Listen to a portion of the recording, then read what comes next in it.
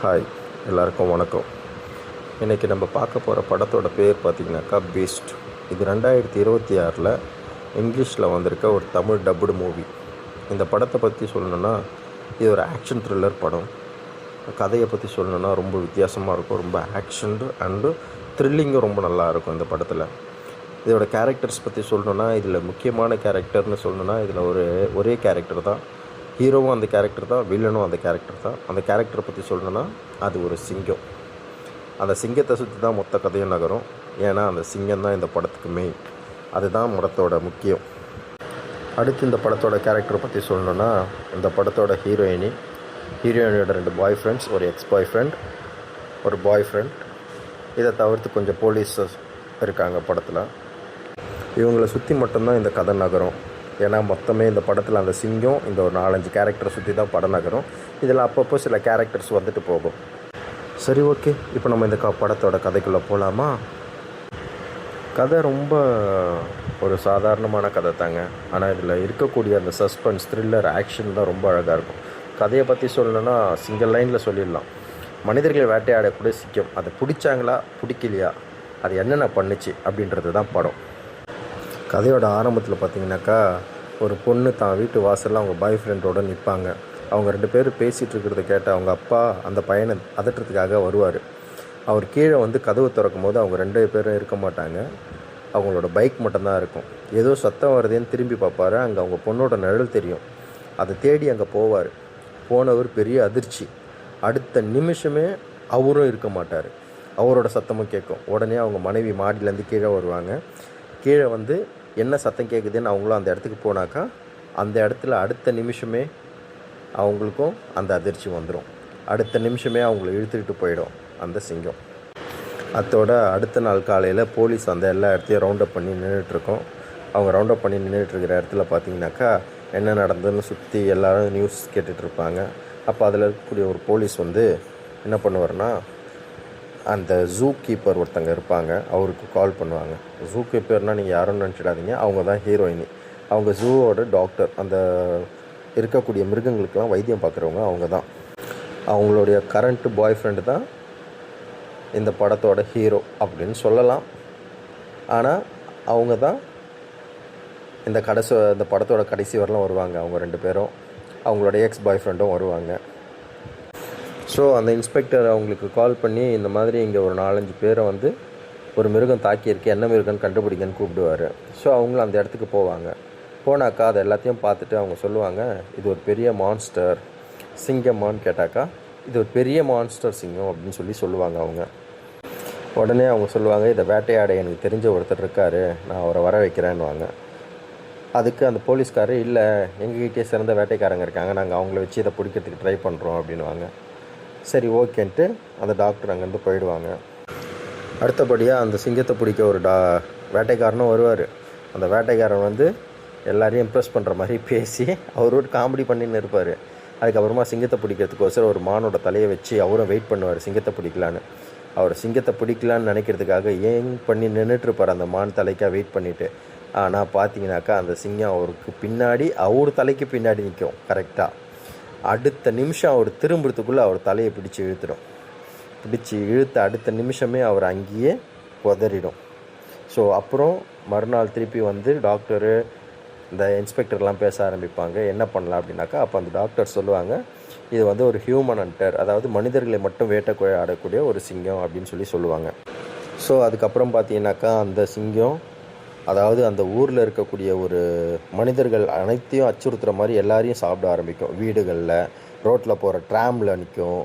அதிர்ச்சியாக அங்கங்கே வந்து ட்ராமுக்கு பின்னாடி நின்று பிடிக்கும். ஒரு வீட்டோட வாசலில் போய் நின்று பிடிக்கும். ஒரு குழந்தைங்க விளையாடிட்டு சர்க்கஸ் விளையாடுவாங்க, அதில் இறங்கும் போது அந்த குழந்தைய பிடிச்சி தின்றோம். இதெல்லாம் வந்து ஒரு நம்ம எதிர்பார்க்காத நேரத்தில் மிகப்பெரிய அதிர்ச்சியை கொடுக்குற மாதிரி இருக்கும். ஸோ அதுக்கப்புறமா அதை ஹண்ட் பண்ணுறதுக்கு என்ன வழின்னு பார்த்தாக்கா, திருப்பி அந்த டாக்டர் சொல்லுவாங்க, என்னோடய எக்ஸ் பாய் ஃப்ரெண்டை நான் வர வைக்கிறேன், அவர் பிடிப்பாருன்னு. அப்புறம் அந்த எக்ஸ் பாய் ஃப்ரெண்டும் வருவார். அவரும் வந்தார்னாக்கா அவரை போய் இன்வைட் பண்ண போவாங்க. போனால் அவருக்கு ஒரு காலே இருக்காது. உடனே அந்த இன்ஸ்பெக்டர் கேட்பார், இந்த கால் இல்லாத மனுஷன் தான் இந்த சிங்கத்தை பிடிக்க போகிறாரா அப்படின்னு சொல்லிட்டு கேட்பார். நீங்கள் அவரை சாதாரணமாக நினச்சிட்டிங்க, அவர் கண்டிப்பாக பிடிப்பார், இந்த கால் எப்படி போச்சுன்னு அவர்கிட்ட கேட்பாங்க. சொல்லுவார், இதுக்கு முன்னாடி ஒரு சிங்கத்தை பிடிக்கும் போது கொஞ்சமாக மிஸ் ஆனதுனால அந்த சிங்கம் இந்த காலை கடிச்சு எடுத்துகிட்டு போயிடுச்சு. இந்த சிங்கம் எங்கே இருக்குன்னு பார்த்தீங்கன்னாக்கா ஒரு பெரிய பார்க்கில் தான் இருக்கும். ஸோ அந்த பார்க்குக்கு அந்த டாக்டர், அப்புறமா அந்த டாக்டரோட பாய் ஃப்ரெண்டு, அதுக்கப்புறமா இந்த இன்ஸ்பெக்டர் எல்லோரும் போவாங்க. பெரிய போலீஸ் பட்டாலுமே நிற்கும், அவங்க பிடிக்கிறதுக்காக காத்துக்கிட்டு இருப்பாங்க. ஆனால் இவங்களோட கரண்ட் பாய் ஃப்ரெண்டு தான் நியூஸ் ரீடர், அது எல்லாத்தையுமே படம் பிடிச்சிக்கிட்டு இருப்பார்.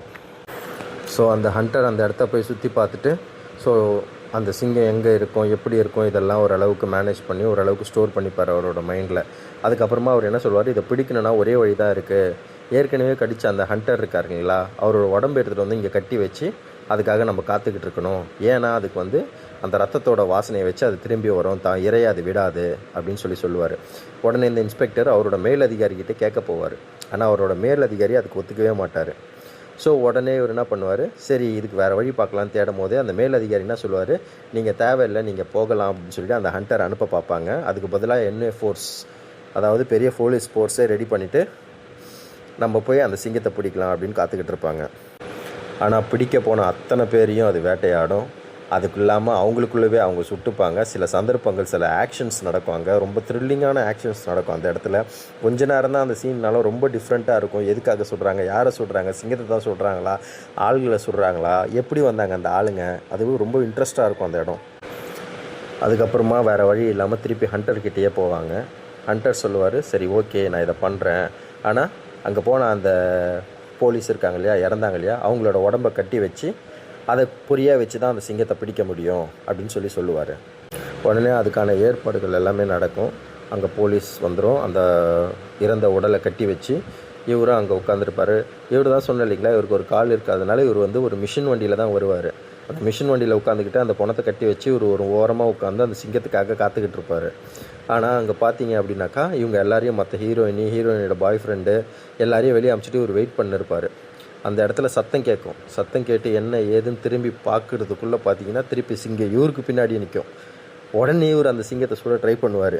ஆனால் அது இவரை கடிக்க ஆரம்பிச்சிடும். உடனே இவர் அங்கேருந்து தப்பிச்சு அங்கேருந்து போவார். அது கடித்த அடுத்த நிமிஷமே இவர் கையில் இருக்க வாக்கி டாக்கியை வச்சு வெளியே இன்ஃபார்ம் பண்ணுவார். இந்த மாதிரி சிங்கம் தப்பிச்சிடுச்சு, நான் அதை தேடிக்கிட்டு போயிட்டுருக்கேன் அப்படின்னு சொல்லிட்டு இன்ஃபார்ம் பண்ணுவார். இதை கேட்ட ஹீரோயினி உடனே நானும் உள்ளே போகிறேன்னு சொல்லிட்டு உள்ளே போயிடுவாங்க. அவங்க உள்ளே போகிறத தடுக்கிற பாய் ஃப்ரெண்ட் வந்து தடுக்க பார்ப்பார்.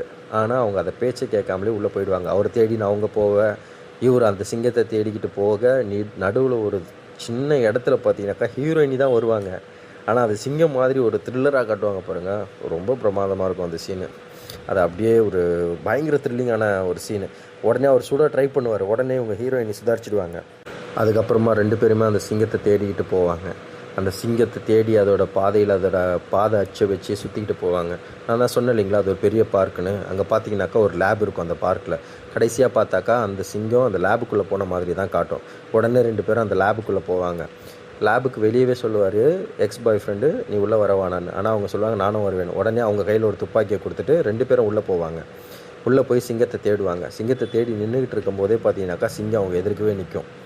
அது ரொம்ப த்ரில்லிங்காக அந்த இடத்துல வந்து ஒரு டேரக்டர் வந்து எப்படி சொல்கிறது, ஒரு பயங்கர த்ரில்லர் ட்விஸ்ட் வச்சுருப்பார். அந்த சிங்கம் வந்து நிற்கிறது, இவங்க போய் நிற்கிறதுன்னு. உடனே அந்த ஹீரோ சுட ட்ரை பண்ணுவார், அவரை கடிச்சிடும். அடுத்த நிமிஷமே ஹீரோயினி சுட ட்ரை பண்ணுவாங்க, அவங்களையும் கடிச்சிடும்.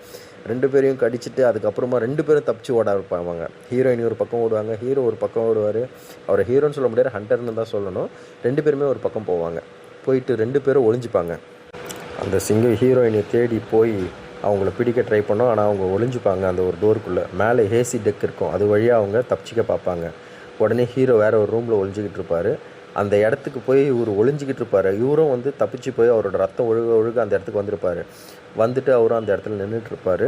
அப்போ அந்த இடத்துல பார்த்தீங்க அப்படின்னாக்கா ஒரு டோரெல்லாம் க்ளோஸ் பண்ணிவிட்டு ஒரு மாதிரி பூட்டிகிட்டுலாம் நிற்பார். ஆனால் அந்த சிங்கம் வந்து அந்த ரத்தத்தோட வாசனையை பிடிச்சிக்கிட்டே வந்துக்கிட்டு இருக்கும். அந்த இடத்துல திடீர்னு பார்க்கும்போது மேலே டக்கை உடச்சிக்கிட்டு ஹீரோயினி ஆள்னு கீழே விழுவாங்க. அது எப்படி சொல்கிறதுனா, ஒரு அந்த சிங்கம் வந்து அந்த ஹீரோவை அடித்த மாதிரியே ஒரு இது இருக்கும். உடனே ஹீரோ சொல்லுவார் ஹீரோயினிக்கிட்ட, நீ தானா நல்ல என்ட்ரி கொடுத்த இந்த இடத்துல, நீ இப்போ இதுக்கு இந்த சிங்கத்தை பிடிக்க ஒரே வழி தான் இருக்குது, அது என்னோடய வாசனையை பிடிச்சிக்கிட்டு வரும், என்னோட இன்னொரு காலை அறுத்து அதுக்கு பொரியாக வச்சு நீ போய் அதை கொலை பண்ண ட்ரை பண்ணி என்னால் இதுக்கு மேலே எதுவுமே பண்ண முடியாதுன்னு வரும். அதுக்கப்புறமா அந்த காலை பொரிய வைப்பாங்க. அதுக்கப்புறமா ஹீரோயினி போய் அந்த ரூமில் வெயிட் பண்ணுவாங்க. அதுக்கப்புறமா என்ன நடக்குதுன்றது தான் ட்விஸ்ட்டு. அடுத்த நிமிஷமே வந்து பார்த்தீங்கன்னாக்கா வெளியே ஒரு ஜன்னல் காட்டுவாங்க. ஜன்னல்லேருந்து பார்த்தீங்கன்னாக்கா ஒரு சிங்கம் போயிருக்கும் வெளியே. அதுக்கப்புறமா தான் தெரிய வரும் அந்த இடத்துல இருந்தது ஒன்று இல்லை 2 சிங்கம். அந்த 2மே இறந்துதா இல்லை இன்னும் வேட்டையாடிக்கிட்டு இருக்குதா அப்படின்றது தான் கிளைமேக்ஸை நீங்கள் படத்தோட பார்த்தீங்கன்னா இன்னும் நல்லாயிருக்கும். அந்த கிளைமேக்ஸை நீங்கள் போய் பாருங்கள். இது யூடியூப்லேயே தான் இருக்குது. பீஸ்ட் 2026ன்னு சொல்லிட்டு தமிழ் டபுளில் இருக்குது. இது யூடியூப்பில் இருக்குது இந்த படம். பாருங்கள், ரொம்ப நல்லாயிருக்கும். இது ஒரு 1.5 மணி நேரம் கூட இல்லை, ஒரு 1 hour 40 நிமிஷம் படம் தான் இது.